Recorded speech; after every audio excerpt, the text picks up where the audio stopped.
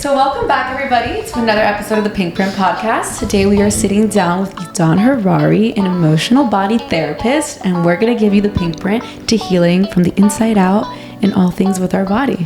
So Edan, welcome. Thank you for having me, guys. Yeah, really basic question, but tell us a little bit about how you use the body and why does the body keep the score? Why does the trauma get stuck into the body? Well, I specialize in using the body to help heal the problems of the mind. And a lot of our emotions and our past memories and traumas get stored in different parts of our body because our fascia, which is our connective tissues, it remembers everything. There's different experiences that happen in our life when they're really stressful. Our body tenses up and contracts and then ends up almost like storing that imprint, if you will, like a traumatic imprint is what we can call it. Yeah, then you end up having that, it's like a glitch in your nervous system, basically. So it's a time when you were stuck in that survival mode, perhaps, and we go into that fight, flight, freeze response.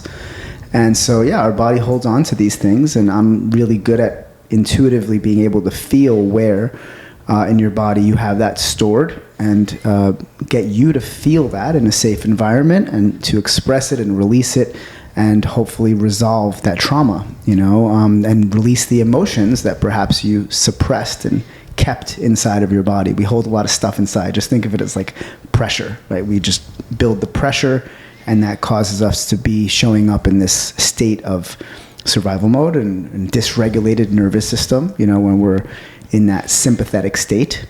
And I'm just a specialist at that. And again, focusing on healing the problems of the mind by working with the body. So this bottom-up approach versus just a top-down approach, which is more, most other mental health providers like talk therapy, hypnotherapy, or even like psychedelic therapy. A lot of it is actually going top-down. This is bottom-up. This is working with the soma and the somatic experience and working with the body. What is a somatic experience? So soma or somatic healing? Yeah, so soma is the body. Somatic, it just means of the body and its parts. And so especially there's things that are happening in our body that are different than the psyche. You have the soma and then you have the psyche. The psyche is, psychology, psychotherapy, talk therapy. That's working with the psyche and the mind. Right. This is working with the body. So somatic just means of the body. Do people come to you because they feel something physical? They go with you with the mindset of something hurts? Or do they go to you already knowing that it has some sort of connection with their psyche and they want to release this trauma? I'm wondering if people go with you for the mental part of it or the physical part of it. I know we're working with the body. Yeah, so first off, I started as a manual therapist. So that's my background. So I was working with structure in the body and just structurally. So for back pain, headaches, migraines, different things like that are more physical and structural in terms of ailments. And then eventually my practice evolved and I got into body therapy and emotional release work. And then it became working with the mind, and people would come to me for the same reasons that they go see a mental health provider. So now I do both. I work with all types of humans, all ages and all conditions, from infants to the elderly. I've worked with a 6-month-old child to a 95-year-old woman. Wow. All ages, all conditions, all situations, immediately post-surgery, immediately post-trauma in a car accident. I've worked with people. Bottom line is any and everyone who could use support and healing. And healing is the body healing itself. I'm just supporting the body healing itself. And people do come to me for back pain, whether they think it's physical and structural or if it's emotional. Most of the time it's emotional. Right. But also migraines, also mental health stuff like ADHD, pretty much anxiety, depression, insomnia, anything else that you would go see a mental health provider for. So they can go to you and say, I'm anxious, I'm feeling stressed or depressed, and you'll find where they are holding that in their body, where they're storing it to then release those emotions? Yes. So it's not necessarily where they're holding that anxiety or depression, but it's all part of the picture of the fact that they're storing these emotions. And when we express our emotions, then we release the anxiety, because a lot of the times the anxiety is in our body. It's not in our mind, just in our head. And just like the depression, a lot of the times that's also in our body. It's stagnant energy. So once we clear out the energy, then you're less anxious, because a lot of the times suppressing our emotions is what leads and causes this anxiety. And then the depression is stagnant energy, where we're not having the energy flow through all of our channels and meridians and everywhere in our body. And we have less vitality, and then we're more likely to be more depressed and just like living a sedentary life and just wallowing in misery. Yeah. So you mentioned the sympathetic state before, like the state of nervousness and how it affects your nervous system.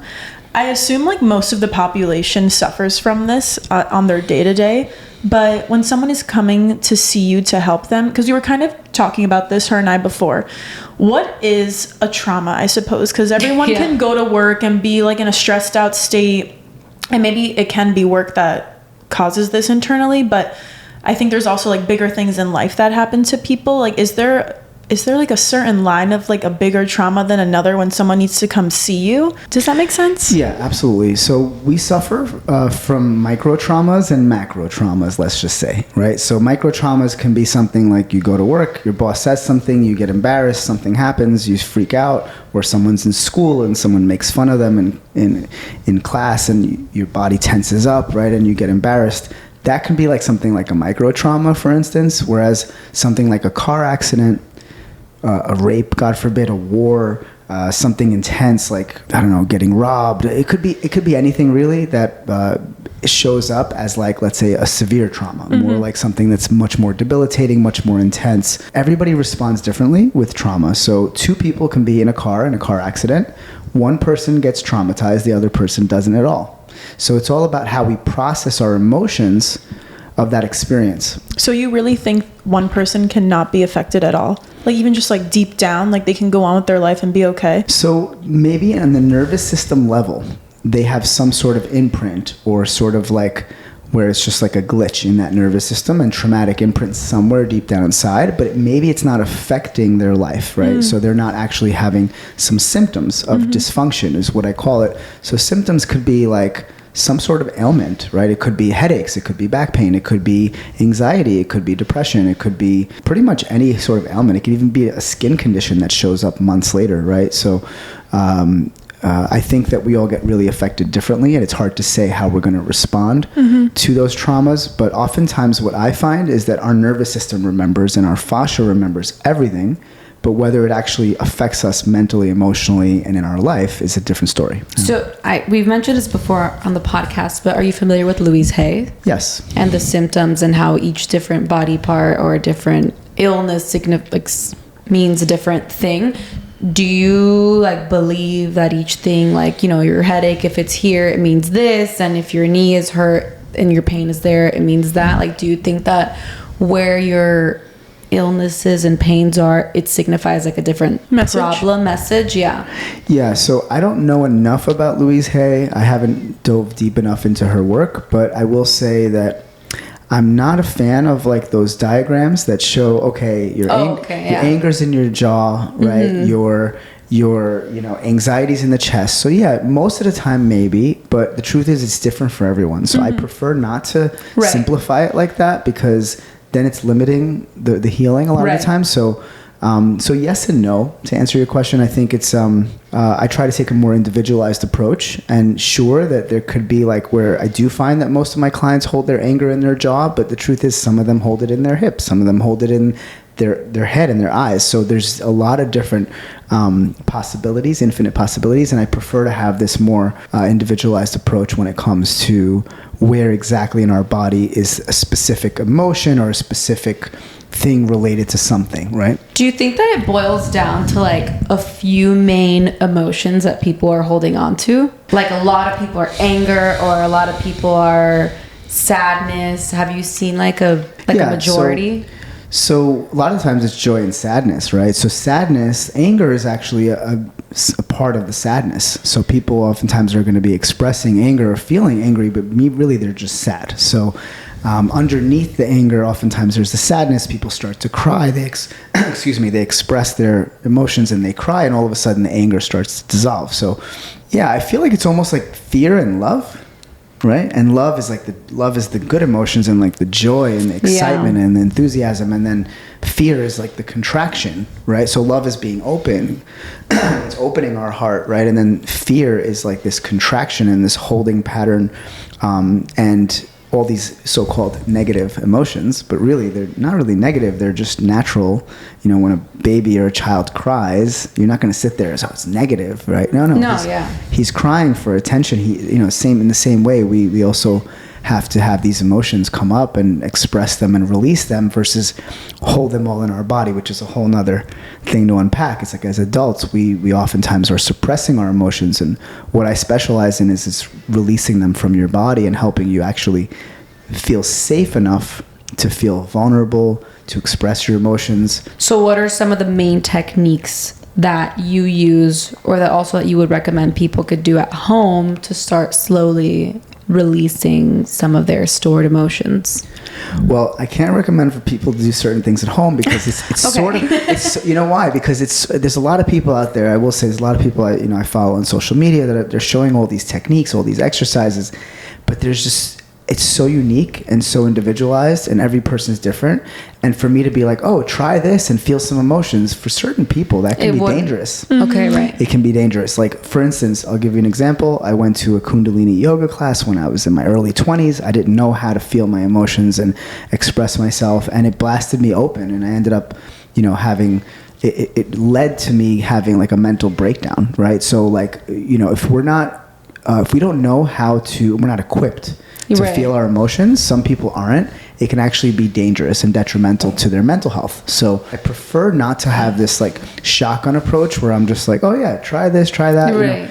It's like, yeah, that may work or may not. I take more of an individualized approach, more like a therapist. If you ask a psychotherapist, what would you recommend people to do? It's like, it really depends. Everybody's different. And so yeah, but I will say that what the techniques that I do, I'm trained in something that was developed by Wilhelm Reich back in the day in the 1930s. This very old school body-based psychotherapy approach. It's called orgone therapy. That's what I use as one of my techniques. A lot of people won't know that, but they know bioenergetics or core energetics. So those are the students of Reich who developed those techniques. And then I also am trained with Barnes myofascial release, which is a physical therapy technique, which is hands-on work that is releasing the fascia and connective tissues. And then I have the structural techniques as well, like the osteopathy that I do, which is working with bones and joints and muscles and structurally to release soft tissue tension. I'm also trained in a lot of other things like, holotropic breath work, for instance. So I may use that as well. I may use gravity work in my sessions, which looks like acro yoga. It's pretty fun. I may use sound and my voice and singing or music. So there's so many different tools, if you will, and techniques and modalities that I may use in my healing system.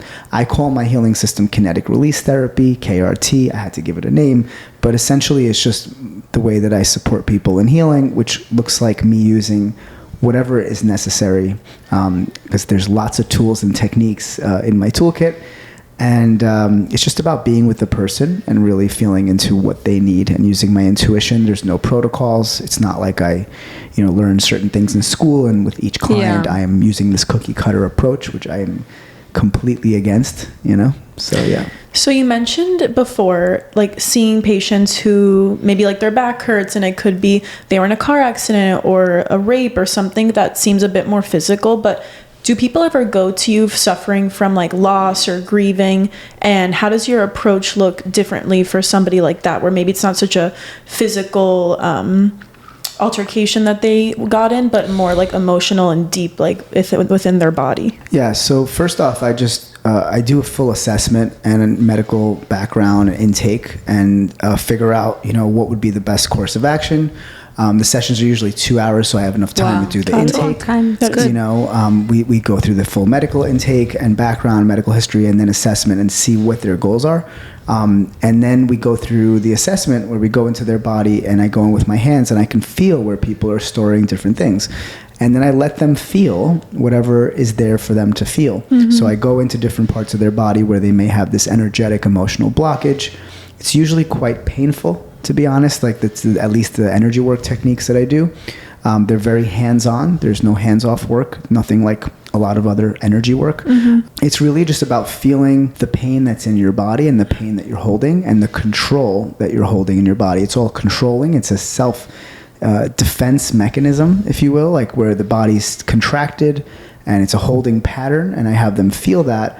And then oftentimes that means emotions follow, where all of a sudden they're feeling, wait, their body starts to cry, and they're like, I don't even know why they're crying.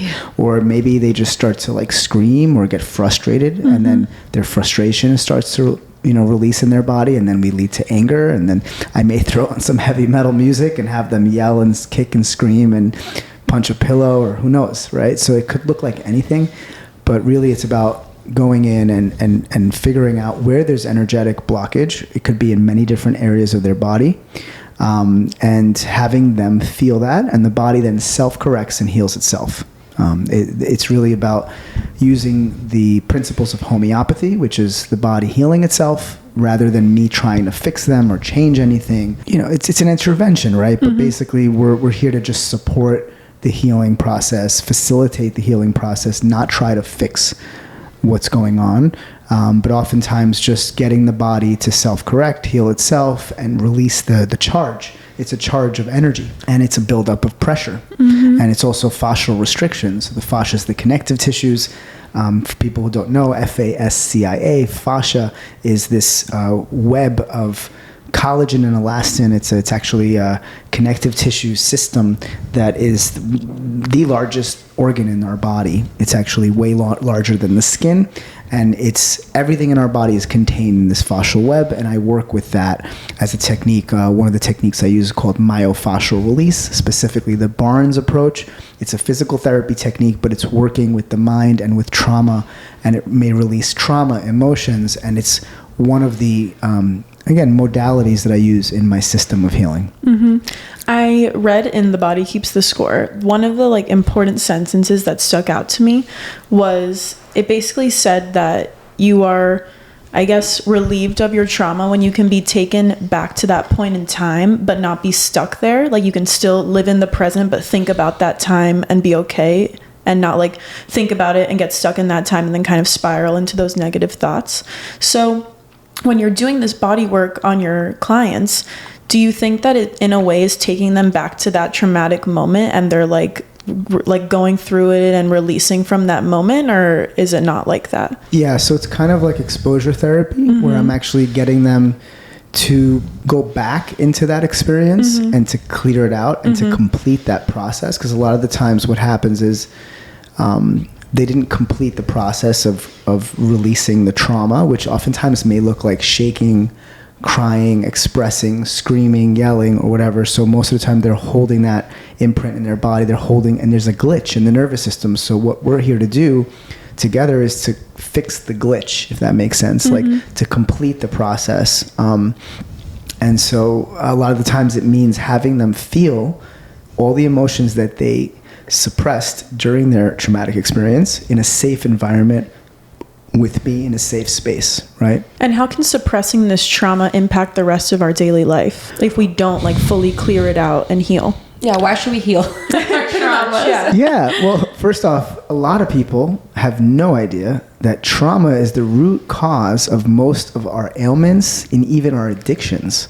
So believe it or not, people can have, let's say, migraines, and they have no idea it could be from a traumatic experience they had years ago, and or back pain, or for instance, somebody could be addicted to some sort of substance or just have an addiction and not realize that that's a coping strategy for childhood trauma. And so clearing out our trauma will help us to be more vibrant, healthy humans, and a lot of the times the cause for so many things is trauma, but nobody will tell you that, because trauma doesn't show up on MRIs, CAT scans, and all these tests. And same thing with emotions, same thing with fascia and fascial restrictions. It doesn't show up. So what I'm doing with people is actually working with it's almost like the missing link to a lot of chronic pain and mental health stuff that people who are I can't heal, I can't figure out what's going on. Why am I not able to heal from this addiction or from this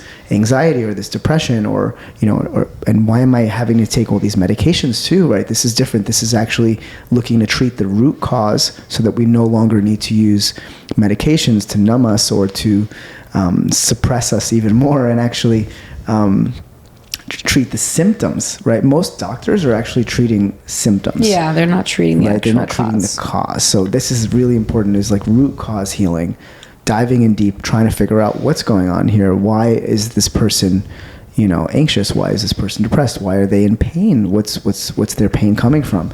So many times lower back pain. I used to work with a lot of people with back pain. It's not the herniated discs. It's actually emotional, right? And so once we realize that it's emotional, and what I do is release the emotions from the body and have them be in a safe space that they can actually be vulnerable. And both men and women too, which is really important because men, we hold a lot in our body. And I'm sure they do. And I didn't want to generalize, but I was like, I just think so many men, like I think about like my boyfriend, your fiance, they're like, oh, my back hurts. If we were to ever say like, I wonder like, what's the deeper like issue there? They're like, because I play sport, like, And it's like, why can't they get as vulnerable around? I mean, I still think it took me, for example, like a long time to see the other side of the coin as well. But I feel like so many men would benefit from this, especially. Yeah. Yeah, it's funny because they would, but I work mostly with women because women are more open to being 100%, vulnerable. And they're more open to being emotional. Yeah. And for men. Why do you think men are more closed off to the idea? Well, all right. Men are trained and we were taught to hunt and gather, to work, to do what we've got to do. And it's funny. I was at the gym the other day and this guy was wearing a hat and it said, nobody cares, work harder. Right. And so that's terrible. Exactly. And so, if we need to support our family as men, we can't be vulnerable. We can't have two people that are vulnerable. Imagine you and your husband and you have the kids and then everyone's crying. Everyone's crying and meanwhile somebody's got to go pay the bills. Somebody's got to go to work, right? So I feel like men were more built physically too to be able to store our emotions in our body. We have bigger muscles and believe it or not, our muscles and our fascia, they store emotions. So we actually physically more built to keep things inside, strangely, whereas women, because of your hormones and the difference in your body and all that, like I feel like it's really important for you guys to feel more and be more vulnerable. So when I work with men, I teach them that release express your emotions and be vulnerable in our session. But then when you go home to your wife, your kids, your girlfriend, your boyfriend, whatever, but you want to make sure that you're not like constantly being vulnerable, because the truth is that women are not attracted to a man who's always crying. And if he's crying all the time, but here and there, right? Something happens, there's a death, and you see your man cry, that's fine. But he's got to keep his shit together, and this is really important, So I think, this is a whole nother topic. I mean, I think now I'm thinking about women who are really like, the CEO mindset, like women who become so masculine because they're storing all their emotions inside. That's a big problem too. So I feel like that's something that I've noticed a lot, is that I work with very high power, like CEO type women who are super stressed, anxious, and suffering from different ailments because they're keeping too many emotions inside and they're not feeling safe enough to be vulnerable, to be expressive and to share their emotions. And they're trying too much to become more like men, which is, successful, so-called, and driven and ambitious. But then they're like keeping all this intense things and their feelings and everything inside. So talking about creating a safe space, how do you go about creating a safe space, an environment where people are comfortable? Because I can imagine this is a very personal thing, like you're touching our bodies and we're crying and we're releasing things that we never knew were there. So how do you get people in the mind space and also to go home and just be able to create a safe space? Even I think even by ourselves, sometimes people are scared even to journal their own emotions because they don't know what's going to come out. So how do you go about creating a safe space, and then maybe how can people take that home to keep releasing their emotions? Well, the key is to first off make them feel safe in the session, knowing that they can feel whatever they need to feel. So it's all about me constantly actually reminding them that you're safe. This is a safe space, that in this container, you get to express yourself, and there's confidentiality, and I won't share that with anyone or tell anyone. And then it's an energy thing. Energetically, people feel safe with me because I'm really good at that. I just became really good at holding space. So that holding space is actually just being there without wanting to give advice, wanting to do anything or change anything. So when I hold space for them and they feel safe that way, I teach them also, and I train my clients with the coaching, because I include coaching in my sessions where I give you a week of coaching and support post-session to keep you feeling safe and feeling in this container. Because if we are bringing up emotions and trauma, it's really important that you have integration, that you have support post-session. This is key. Because I don't just like blast people open and then just send them on their way and then they just have to deal with that, right? Yeah. So, I can't imagine like driving home after this session. Yeah, well, I sometimes even say maybe it's not, you don't want to go straight into the car and drive home, because if you are showing up very vulnerable, you have to create that space, and I want people to go sit in nature, hopefully. So a lot of us have a hard time expressing emotions by ourselves. So for me, the other day, this is like recent, I was feeling like I needed to cry, and it's hard for me to cry. It's really hard. So I was like, I called my friend and I said, can you come and just like hold space for me? Just like be there and maybe give me a hug and just be, and so believe it or not, in the past, I've actually just called another friend of mine and just had her hold space over the phone, where I told her, can you just be here with me while I just feel my emotions? But for me, at least, to have someone there just to be there, it feels safer sometimes than just feeling it on my own. I feel like when you feel it on your own, maybe you just like also like feel alone. Like you're going through those emotions by yourself and you're like, I already feel sad and I'm feeling this by myself. I feel even more alone, and maybe it can make you feel worse. Yeah, and I also think that we're humans and we're social creatures, and we need to be with others and in community and with our tribe. And so sometimes for certain people, like me at least, because I'm very social, is we feel safer with others around us, and we have a safe person who's there holding space.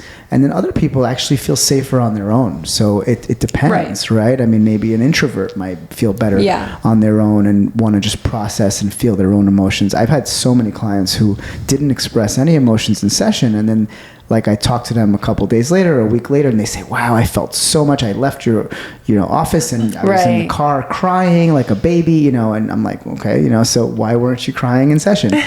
So sometimes we do need to be on our own and in the right time and space. It's the environment, right? I mean, it's all about environment and where you feel the most safe. So it could be that to your body, you don't feel safe with me in session, but then you leave the session, you go home, you're laying in your bedroom at night and you feel really safe in your home, and all of a sudden the emotion comes up there, or it comes up, for me, it comes up sometimes in the shower. Like, it's a sensation. Emotions are sensations, and we need to feel them, and we don't know when they're going to come, or, we just want to let them come up like a wave and take over and be expressed and released. And then we feel usually a lot lighter and a lot better most of the time. And that's the point, is releasing the pressure, feeling more ease in our body, and regulating our nervous system. So what would you tell one of your clients? I'm asking for a friend now. But sometimes I find it difficult, and I've said this on the podcast before, but maybe sometimes I do want to call a friend because I'm really upset and I want to talk about something, but I don't know what's going on in their day, and I don't want to put any of my anxieties or pressures onto them, because what if they're dealing with some shit that day? I don't know. But so sometimes I will call and I'll be like, hey, are you energetically available for not the best energy for me? I've done it to you. I'm are you can you listen to this right now? But I still feel bad, and I don't want to call and dump everything I'm feeling onto someone. Maybe they're having an amazing day, and then all of a sudden I call you crying, and that kind of ruins your day too. Maybe not ruins, but puts a little bit of a damper on it. So I kind of feel bad doing that to people sometimes. To be honest, if you were to call me, I would just be so happy to like help you and just be there for you. So I think it wouldn't dampen my day. Oh, that's sweet. Yeah. So yeah, this is the thing.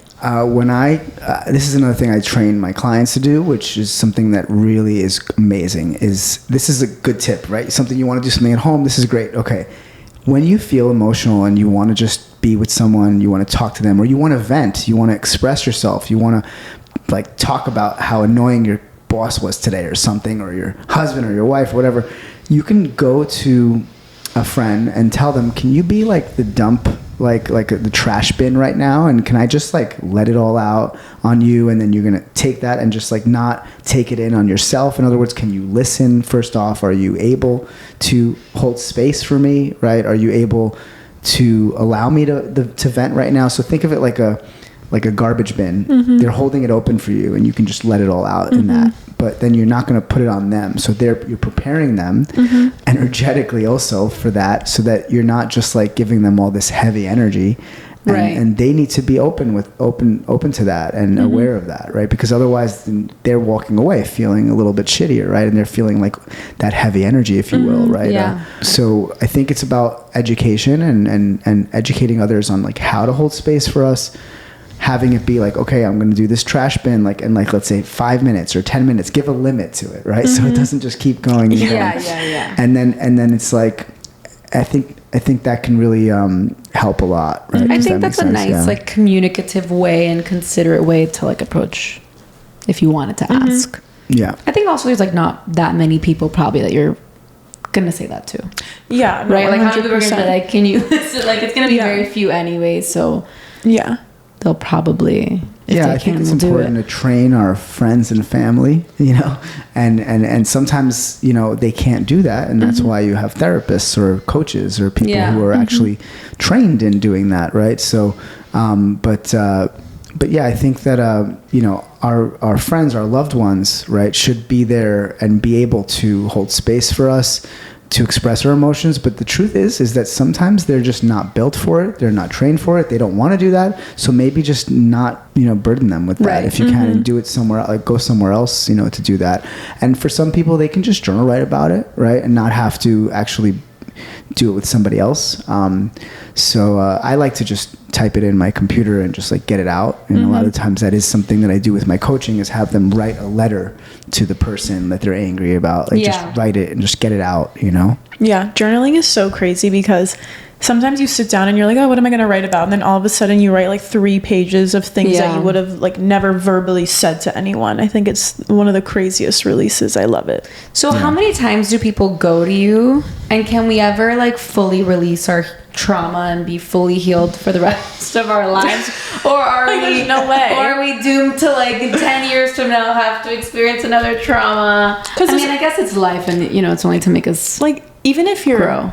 quote unquote healed, maybe, isn't there always going to be some sort of trigger that brings you some sort of negative emotion based on the event that you suffered from? The thing is, I feel like it's like spiritual fitness. You don't go to the gym and you, okay, and now I'm strong. You know, it's never Definitely ending. not after one session. Yeah. Exactly. So it's like, it's never ending really, you know, especially when it comes to traumas too. You never know when you're going to have another trauma or micro trauma that shows up in your life that you may need to clear. But then maybe you'll be better equipped to handle it and deal with it. And what I do also is teach you how to prevent, right? Like what you can do to express that energy versus contain it, right? And then keep it in your body. And so the more trained that you are through the years of doing different types of somatic work like this, the better you're at, the more equipped you are to handle the daily stresses and the traumas that may show up in our life. But I think that the healing path and the healing journey is never ending, just like the spiritual path and the fitness path, right? Yeah.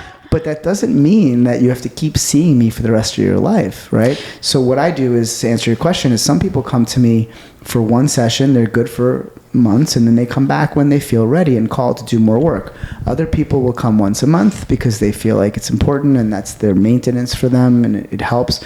And then there's some people who literally need to come for more of a therapeutic intervention, like once every week or two, because we're working on something really tough and deep, and like, let's say fibromyalgia, chronic fatigue, something that's really a deep-seated kind of ailment, if you will, or condition or issue. And also if they can afford it, of course, because it is an investment, and it's not that affordable to do this work. I like people to think of what I do like a psychedelic experience, like when you go to ketamine therapy or do ayahuasca or MDMA therapy or any sort of psychedelic experience. That's kind of how I look at what I do, because it's very potent work, it's intense, and it's not something that you would be doing every week or every day. But I would always adjust it accordingly. And the truth is that I hope that people... We do the program, which is a week-long program, 2-hour session, and then I hope that they're good for a while. And then if not, they come back for a follow-up session, which is about an hour long, so it's a lot different. It's less involved, less intense, more affordable as well. And it varies so much from each individual. I mean, when I work with kids, usually they're done with one session. I don't have to see them again for a while, you know. When I work with certain adults, you know, it just, again, it depends. It varies. What do babies, 6 months old babies do? I wanted to ask that too. Yeah. I mean, imagine you've lived for 6 months. We lived for 25 years, which we're still so young. But I'm saying like, no, the other day it was crazy because I was talking to like I'm saying if you need it at 6 months, I can't imagine what we need after 25 years. Well, I guess like maybe you have things. I believe in past lives. Maybe you came in 100%. something. I don't know if that's related to what they're carrying. When the mom is pregnant, right? Like the second she's pregnant, whatever she's holding is affecting. It's going to affect the baby. I think it's very connected. So interestingly enough, the trauma of birth is one of the biggest traumas for a child. So how do you create a not traumatic birth for your child? There are ways to make it less traumatic. With like a doula. When that child is coming from a really safe womb and a safe space they're like and in changing there. environments, it's like they're moving to another dimension, another country. Out of a hole right now. Yeah. So like you're like, what? No, but you're like super cozy and safe and warm and mommy, and then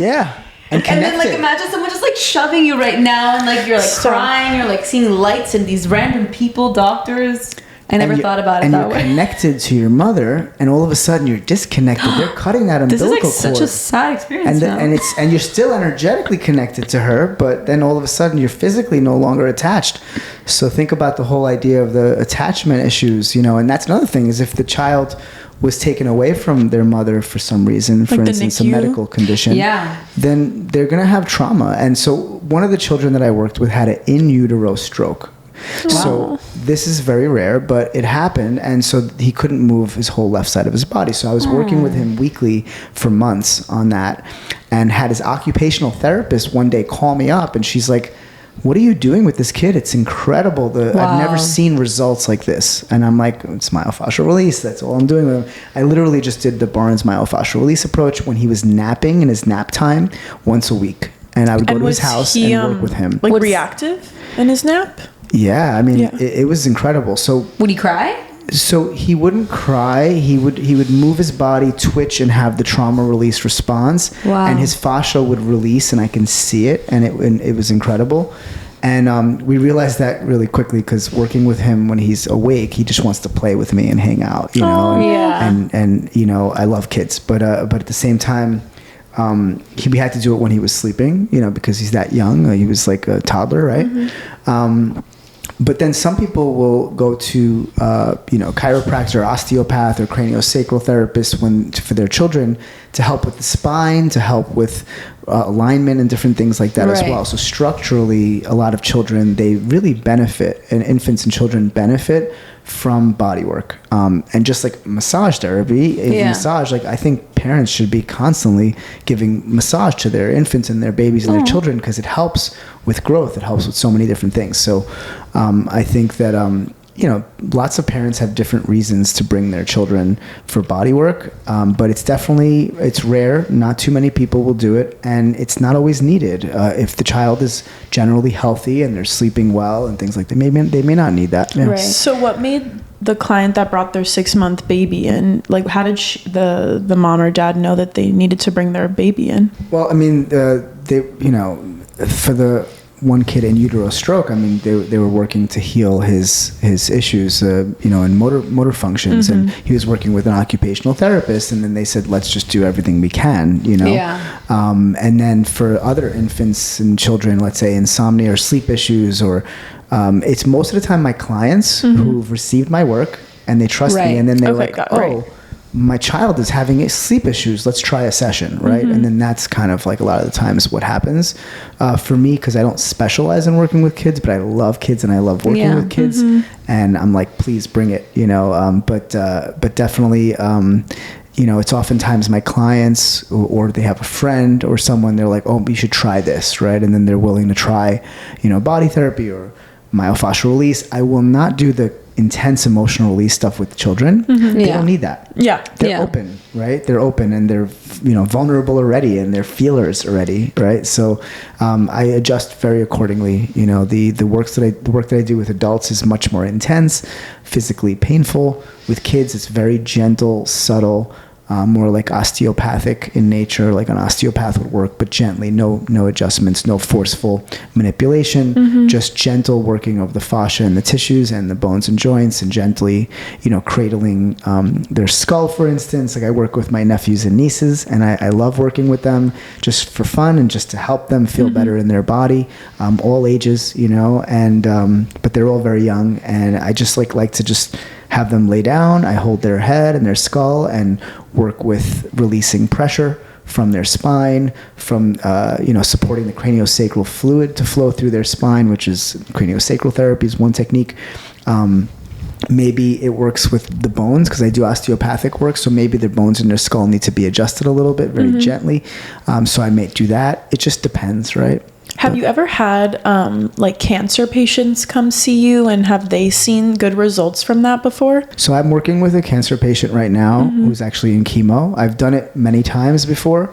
It can help provide them with ease. It's not something that I specialize in. It's not easy to work with that type of case, but I do it. Even with ports, like right now I'm working with someone who's a cancer patient, and she's going through chemo. She has ports in her body.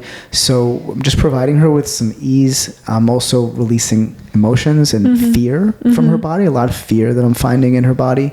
And just strengthening her vital force and her vitality so that then she can better, cope with the chemo treatments, and strengthening her vital force. Really, that's the specialty that I do. Is like let's just say that everything I'm doing is about strengthening the vital force. What that means is that even if you're healthy, you're going to have more vitality. So if you're suffering and you're ailing from something, or you have an ailment or something, God forbid, like cancer, or I prefer to call it the C word with certain clients. I'm like, don't even use the word. It's going to cause you more fear in your body, right? So it's all about just getting the body to heal itself and support the life force energy of our body to heal itself, right? And to the vitality. So I know you said that everybody is different, but I want to give some sort of practical tool that people can implement into their lives. It doesn't necessarily have to be a physical thing that people can do, but anything really just to get comfortable and start to release their emotions. What would you recommend, or what are your favorite things that you personally like to do? I like to put on some emotional music and to sit in nature and to just move my body, or to just sit in stillness and just feel whatever comes up.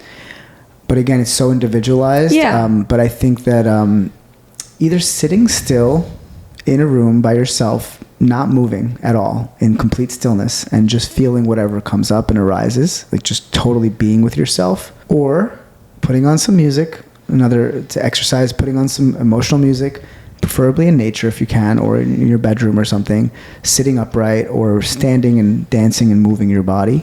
And then I'll give one more, is looking in the mirror. A really good exercise that I would give for a lot of my clients is looking in the mirror and eye gazing with yourself, and just not moving your eyes, not blinking for 10 minutes straight, sometimes 15, and looking at yourself right in the eyes, just like you would eye gaze with a friend or a loved one. You could also do that with a friend or a loved one, see what comes up.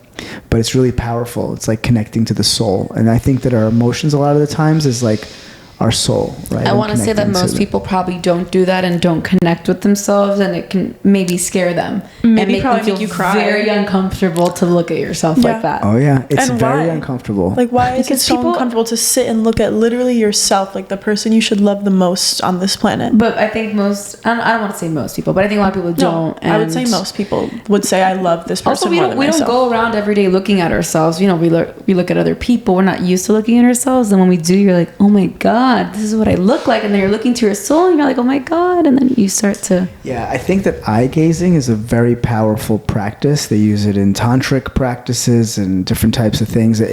When we look into each other's eyes, it's deep. It connects us to our emotions, and it connects us to our soul and the subconscious mind, which is essentially the body, which is the deeper aspects of ourself. And so eye gazing can be a really powerful practice. And so doing it with others is maybe even more challenging. But for some people, it might be more challenging doing it with themselves, looking in the mirror. But you're not supposed to blink. You're not supposed to move. You're just supposed to be very focused on looking at your eyes, but preferably one eye. I have on my Instagram actually a live that I did where I instruct this specific exercise, but it's really powerful. And it's definitely not for everyone, but it's a lot of people can benefit from it. There's something called the ocular segment, which is the eyes, and we can have a block there, and so that can be helpful to remove that block. And also looking into the sky, into the distance as well, for like long periods of time can also be a way to remove that block from our eyes.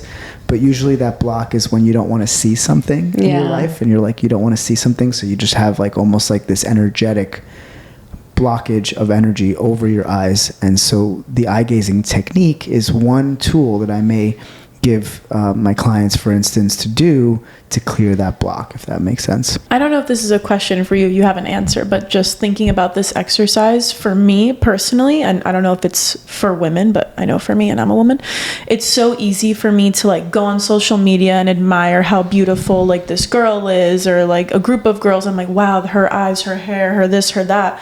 And then for me, I get in front of a mirror and I'm like, I don't even want to look in this mirror for too long, because then I'll start picking myself apart. And then it's so easy to just like destroy yourself. But it's so easy for me to admire how beautiful like another person is. Yeah, so that's more He's like, you need help. You need to come for a session. Yeah, No, I probably do. That's more like that's more about, self-image, right? And like, that's different than, let's say, looking in the mirror and just looking at your eyes. When you're focusing on the eyes, you're going into the soul, and you're not looking at the skin, the face, the hair, right? So that's a little different, I think. Okay. If you're looking all around, you're in the mirror, and absolutely, you're going to sit there and you're going to start to, perhaps go into more, again, self-image, right? It's a little different. This is more like focused on like the soul and the eyes, and the subconscious mind going deeper than just the physical appearance, let's say. Yeah. I wonder like if parents ever are looking at their kids and they're kind of like looking at themselves when they're looking at their kids. I'm sure they do. Sense? I don't know. I'm just thinking about that. Interesting. Yeah, probably. Maybe. I'm sure they Ask do. some parents. Yeah. But that's beautiful. So how do you envision the future and integrating the body and the physical with the mental and healing, so that we all have a balanced approach to our healthcare rather than just always fixing our symptoms? All right, repeat that question. Like, how do you, like, in the future, how would you, like, I mean, I think that obviously you believe in like the physical body and connecting it with the mental. It's obviously so connected, but a lot of the doctors in our healthcare system doesn't really believe that. So like, how would you like to see the future evolve in that sense? Or how do you think it will evolve? I think people are already more open to like therapy and healing their traumas, right? Yeah, so what I would like to see is that when you go see a Western medicine doctor and you tell them that you have pain or back pain or headaches, migraines, or any sort of physical symptom, and you go to them for that they should ask you, have you been through some sort of emotional experience that was really intense, perhaps a trauma in your childhood or recently, right? And they would actually ask them the question of like, have they had a certain experience that after that experience, they started feeling those symptoms, right? Those physical symptoms, and actually bringing it back to maybe it's emotional and the mind. And this is that's what I would like to see. But again, doctors cannot show the emotions. They don't understand that. They're not trained in that. They're trained in like the like almost like the body's like a robot. Like something's messed up here. Let's fix it. Let's fix it with this. So I think what I would love to see is doctors realizing that we're just not just a body. We're also a mind, and we're also a soul. And that when you are working with these so-called patients, that you treat them as a human, and realizing that as a human going through many experiences in their life, that perhaps there's something that is emotionally causing this. I would like the medical schools to train the doctors about the fact that emotions can actually cause so many ailments, right? And same thing with traumas. So for them to be more trauma informed, as it's called, for the medical schools to actually train them and in that, and also for more use of things like psychedelics and plant medicine and somatic therapies and hypnotherapy and talk What do you like therapy about psychedelic therapy and all those things? I've never dabbled into any of those kinds of therapies. So anything that's going to treat the cause and actually work to clear out the trauma, and that's what psychedelics or plant medicine work or the body work that I do, which is sort of like a sober psychedelic experience, people who come to me or don't want to do the psychedelic, so they come to me instead, or they do it for integration after their psychedelic experience. But that's focused on treating the cause, root cause healing, versus symptoms, which is just taking medication. You go to a mental health provider or a psychiatrist, they give you medication. That's oftentimes, again, numbing us, treating symptoms. So just as long as you're focused on treating the root cause and you're diving in deep enough to actually penetrate and clear out these imprints, right?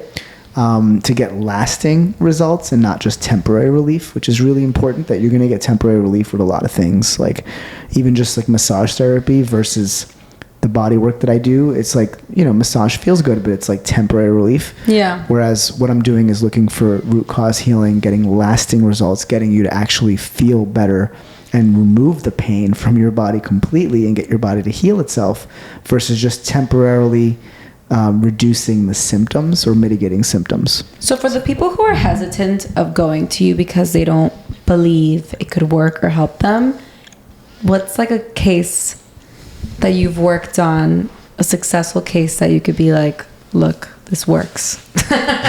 Well, first off, I have them read my reviews online. So I have a lot of reviews and 5-star reviews, whatever. People share their experiences and talk about how I help them. And I think that you don't have to believe in order for this to work, because it's sort of like homeopathy. You can give it to horses and animals and they'll heal. So that's how you know it works. So I actually love skeptics. I love people who don't believe. And I love this quote, like, skepticism leads to understanding. You know, it's good. So I want them to get educated. I want them to listen to podcasts. I want them to watch videos. I can send them a bunch of resources and research that shows about the techniques that I do, and, and how they work. And they're all based in science as well. So once they mentally understand what I'm doing, then they're like, okay, then I'll give it a try, right? And then another thing is, I have a gift in my hands, and it's something that people have always told me as a kid growing up. If they give my hands a chance, then they'll be believers. I've had so many skeptics who, after just one session, even after a demo session of 5 minutes, where they're like, they become believers. We're like, oh my God, I just felt that in my body. It's incredible. So just knowing that I have a gift in my hands and I'm able to support people in healing, and I can feel where they're storing these things in their bodies, or whether they believe it or not, they'll feel better post-session, right? And that's the goal, that's the whole point here, is they just have to be open-minded, have an open mind. I list in my text message to clients before they come in, I say empty stomach and open mind, And so it's really important to have an open mind, to be open to trying these different things, and to also educate yourself, do some research. And then when you feel safe to work with me, then I think it's so interesting that there are still skeptics, because I think if you're in a room of 50 people and you say, have you ever had to advocate for yourself in a doctor's office, probably all 50 people would raise their hand. Like, I used to go to a doctor for a chronic pain I had in my left butt cheek. I don't know what happened. I didn't know if it was working out, whatever. And they took an x-ray, nothing. They take an MRI, and I showed it to 3 different doctors. One of them is like one of my best family friends. She's like, oh yeah, you have like a partially torn glute. And the actual doctor I went to said the same thing. And they're like, just rest, like, don't do anything. And I'm like, you're telling me to just be sedentary and that's going to fix it? Like, I don't think so. I'm just going to sit on the couch for a year? Like, I'm never going to do that.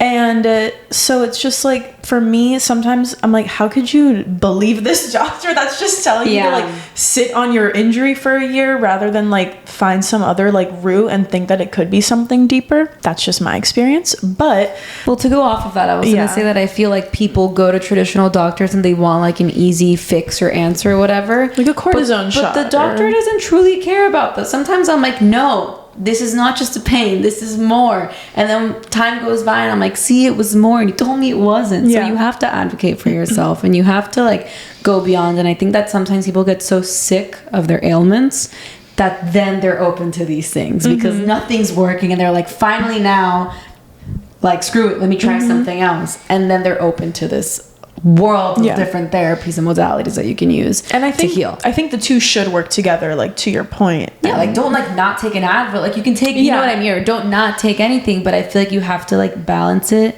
Yeah, I mean, a lot of the times people come to me at the end of the road. Like, they've tried a lot of things and it didn't work. They tried. I just thought of someone that I can take to you. They tried that. They tried. My family member. Even surgery. Like, I have people who went to surgery for their back pain and it comes back and they're like, why do I still have pain? I went for this whole surgery. I have someone we can talk about this after. Let's see if we can get him to go to you. Your grandpa? Yeah. Mm-hmm. Yeah. Yeah, try getting your grandpa in there.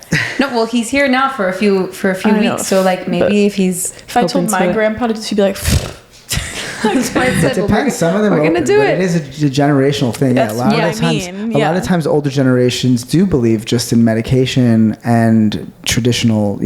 I was, as you were saying before, I just want to agree that integrative approach is important. So I'm not saying don't ever go to a doctor, but generally speaking, run away from hospitals and doctors if you can, because and educate yourself a ton, right? But yes, I believe in an integrative approach. I like to go to doctors to get diagnosis, even though a lot of times I call it the diag-nonsense, right? So then that's how I can adjust accordingly, and then go do my homeopathic and interventions and different types of modalities and see different practitioners that are more natural and holistic approaches. But sometimes we do need that Western medicine, and especially, like, I like to think of it as like a car accident, right? Something happens, you need to go to the emergency room, 100%. That's why, we need trauma care like that, and things, like physical trauma care. But when it comes to like chronic pain and different things like that, that's when you might want to just stay away from the Western medicine and doctors, because their approach is just treating symptoms, trying to fix and do a quick fix. But the truth is, it's oftentimes not actually holistic. Very important to treat holistically. Look at mind, body, spirit. Look at everything. And also look at the body as an organism that just wants to regulate and heal itself, which it will if you support it. And what I do is just help support that process versus saying, let me just try to fix this body, and looking at it like a robot or a machine. I like to think of it like the Terminator movie. It's like you have the robot Terminator, and then you have the liquid metallic like Terminator that goes through the walls, right? We want to remember that we're more like the liquid metallic fluid, organism, if you will, rather than like a machine that is just like, oh, your knee hurts, so let's go to the knee and try to fix it, right? It's like, what if your knee pain is from your shoulder? What if it's totally emotional? And what if it's from your foot? It could be from. We cannot be treating our body as a robot and a machine. That's why it's really important to take a holistic approach, and also to be not just trauma informed, but also to be fascia informed, which is knowing that there's something called the fascia and connective tissues. And a lot of doctors, unfortunately, are just not educated in that. They don't realize. And only in the last decade or so, people are starting to get educated about how important the fascial web is when it comes to treating chronic pain, treating mental health stuff, and all types of things, because our nerves are actually floating in that fascial web. And if there's pressure in the fascia, it's going to cause pain on pain-sensitive areas, and it's going to cause issues with the nerves and the different types of signals that go through our body, because our fascia is like almost like fiber optic cables, and it sends data and transmits data and information throughout our body. So, and our nerves again are floating within that. So we want to create space and release the pressure from that system, and then it helps with all types of ailments, and I've seen it do miracles, really. Something like even fibromyalgia, so many people have no idea. Doctors are medicating people with mental health medications for that and for this pain, but a lot of the times it's just fascial restrictions and actually releasing the pressure from the fascial web, and then all of a sudden people are healing.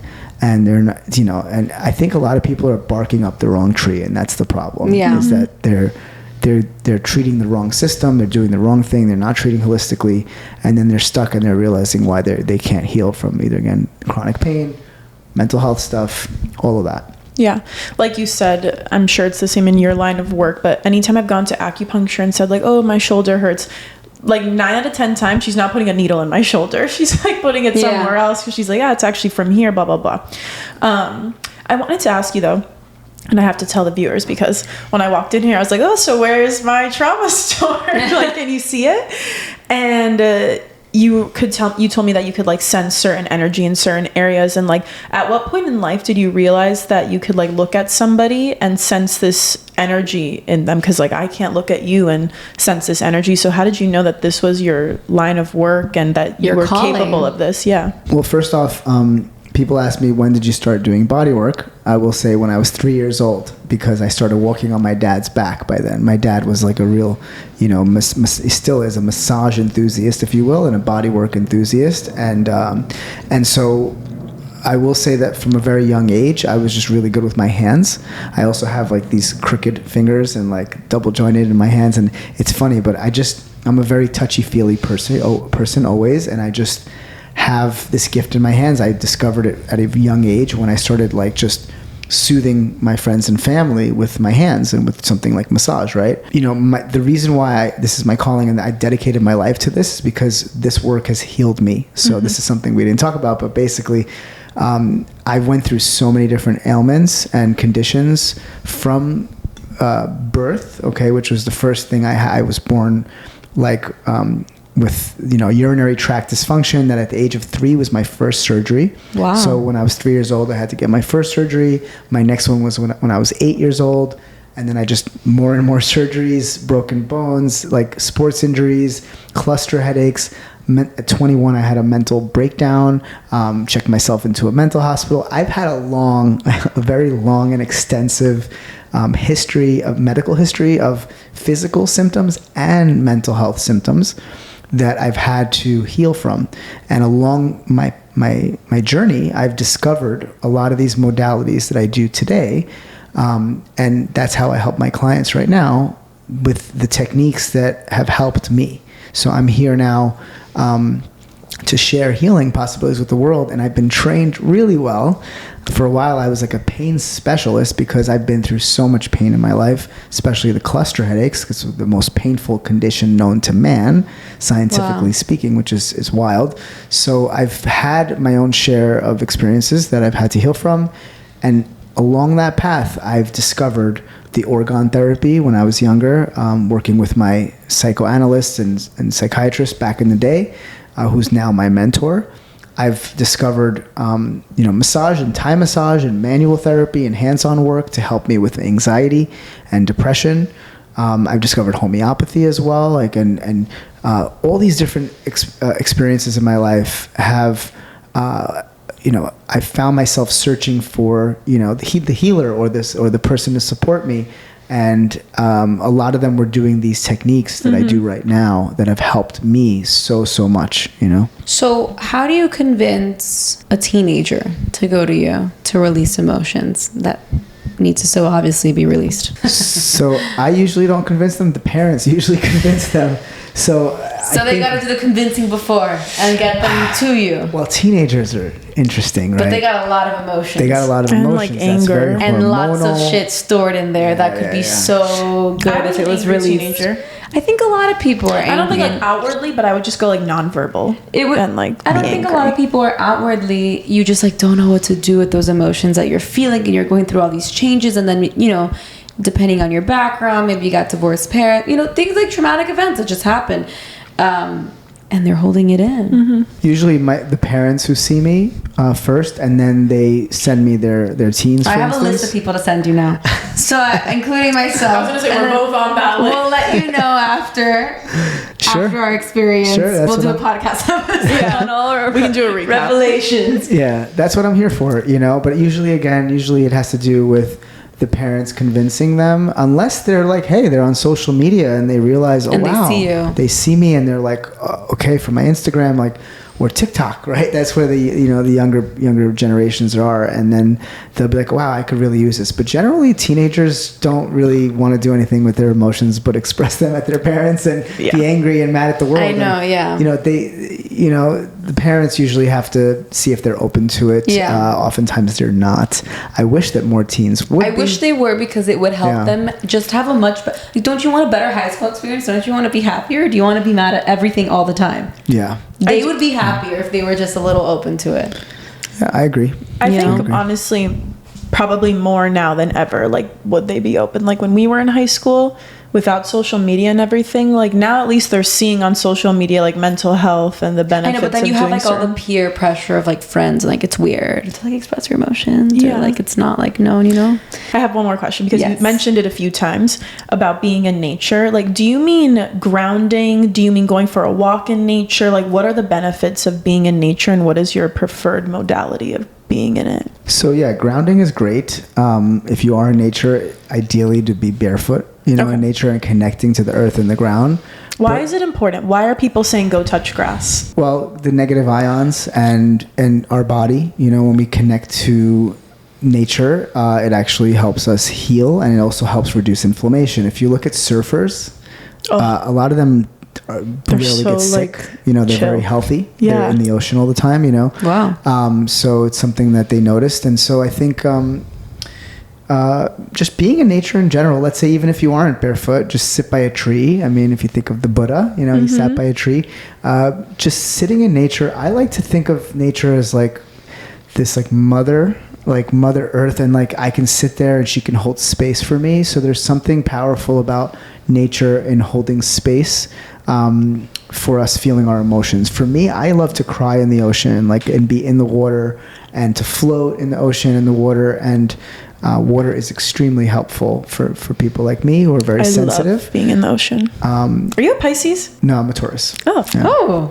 But yeah, I think it's that just being in nature is very soothing for many of us. But some people, believe it or not, they might have a better experience just in their room, you know. But there's something really magical and powerful about nature and connecting with the land, and with the grass or the trees or the ocean or the mountains. And you know, there's actually a spiritual practice that's done by Jewish people. Okay, I'm Jewish, and we have this practice called hitbodedut, which basically is you go into the forest or the, you know, nature, anywhere in nature, by yourself, hopefully there's no one around, and you scream and yell and vent and cry, and you do it, you know, it's to God, but essentially it's in nature, right? It's a practice that happens in nature. It's a really powerful practice. So I think that all of us can benefit from that ritual or that practice, and doing that. It's not very popular, especially because, you know, not everybody always has a forest or some place they can go especially and be in here. nature. I don't know, but you know, to go somewhere, you know, find a state park that you can go to and sit with yourself, but it's not as accessible. But if people are in nature, I visit Costa Rica a lot. I love it there. There's always, you can find a place to just go and scream and yell and cry and do your thing, and like cry to, you know, to nature, to the tree, to God, whatever you believe in, you know, just being there with your emotions. And I find it to be personally more effective and efficient and just nicer than to do it in a room. Yeah. No, I agree. On Sunday, I was on the boat, and I was just like swimming in the ocean for so long, like at sunset, and you're just like looking at the sun sparkle on the water, and you're floating there. And I literally called my aunt that night, and I was like, I remembered today, like, why life is worth living. Like, just being immersed in it is so beautiful, and like you're just thinking of all the positivity around you. I love it. That's amazing. Okay, that was my last question. No, well, the last question is, you know, what are you looking forward to? I think what you're doing is incredible. It's honestly amazing that you're helping people heal their trauma, something that's like so evident in our lives, even if we don't notice it, and you're helping them live longer, happier, healthier. So what's next for your story? What are you excited for? Any upcoming projects? Yeah, I'm really excited I'm going to be launching soon a group experience, where I want to have large groups. I'm going to start small, of course, and then eventually have large groups of people working on each other and teaching them body work and teaching them techniques and doing emotional release in groups, you know, which is very tricky. So I've started doing that with like small groups of 5 people, where I was doing the body work for everyone, but now I'm going to be doing it where I'm teaching a group of people how to heal each other and how to work with the touch therapies that I do on each other. And when it's in a group, it's way more profound and powerful and potent, and it would only be for the certain types of people. They would have to be screened to come in. You know, it has to be done in a safe way. I don't like it that there's a lot of people doing Right. breath work and large group work, and it doesn't feel safe to me for a lot of reasons, especially with the trauma. But yeah, that's what I'm excited about. And that's going to be a new project in addition to my one-on-one sessions that I do in Miami Beach as well as New York City. And then I also travel to LA once in a while and all over the world. I have clients all over the world. But yeah, in addition to the one-on-one sessions is to actually work in groups and also to train practitioners. Unfortunately, there's very few people in the world who do what I do. Very few. And so there's always people who are like in need of this type of emotional body therapy and somatic work, but unfortunately there's not many people who are trained in it, and so I want to train more people and mentor more people. So that's amazing. Maybe perhaps a university, like an online university. That would be amazing. Yeah. Like an online course or something like that if you can't do it in person. But yeah, and I have a video program teaching you structural work online if you go to dissolvepain.com, but that's more structural. It's one of the modalities that I do called orthobionomy, which is an incredible osteopathic-based manual therapy technique, and that's like releasing tension from soft tissues in our body. It's similar to like the Feldenkrais method or craniosacral therapy. It's I have a video program that shows you how to do it on your own in your own body, like self-care. I put that out years and years ago, but it's great. But now I'm thinking maybe more like an online university with like a membership, where people join and then they get, maybe certified perhaps once they're done with the program. But that's what I'm thinking of. Amazing. Yeah. So at the end of each episode, we give people the Pinkprint to, healing themselves, or we give them an actual tip or tool that they can actually implement into their lives. It's a homework assignment, and everyone gives one at the end of each episode. So what is your homework assignment to our listeners? It could be anything. I think what I was saying before about how, feel your emotions, like sit with your feelings, see if you can learn how to sit with yourself and feel whatever comes up, and just be curious with yourself and vulnerability and seeing if you can do that. And maybe try the eye gazing exercise. I think it's a good. I think it's a really good that's one. different. Yeah, right. There's a lot of people never try that. It's very potent and intense. Maybe try it for 5 minutes. Try 5 minutes. All right, you let me know the how you feel. eye gazing exercise next week. Amazing. Well, tell us where everybody can find you, your website, your Instagram, whatever socials that you like to share. Yeah, so it's Kinetic Body Therapy is my private practice, and it's kineticbodytherapy.com. On Instagram, it's at Kinetic Body Therapy, and then also recently I started with the TikTok thing as well. So yeah, you can find me if you just look up Kinetic Body Therapy. Perfect. Okay, perfect. Yeah. Thank you so much, Edan, for joining us. Thank you so much. Thank Amazing. you for having me, ladies. Yeah. Now we need a section. Oi, ciao, bye.